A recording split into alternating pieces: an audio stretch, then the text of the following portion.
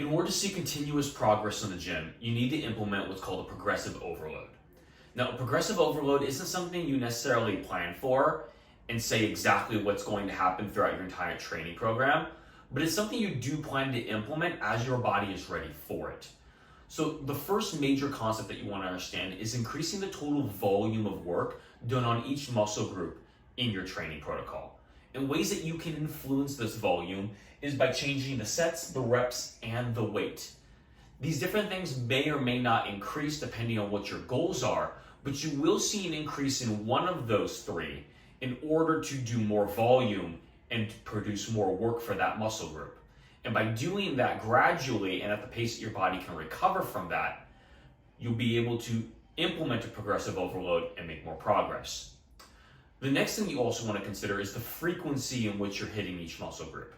If you're training really well one muscle group a week and you increase it to now 2 workouts a week for that muscle group, you've now doubled the frequency of how often you're training.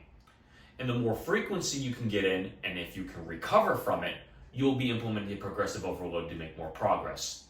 Now, the last one here on this list, range of motion, is not often thought about as a way of progressive overload in the strictest sense, but it is definitely a way of getting more progress in.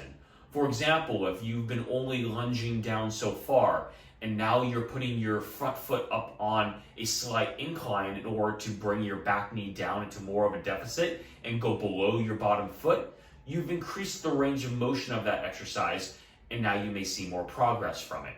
If you decide to elevate your heels in a squat, and now you're getting your hips lower below your knees and going beyond 90, you're getting a lower, more depth squat.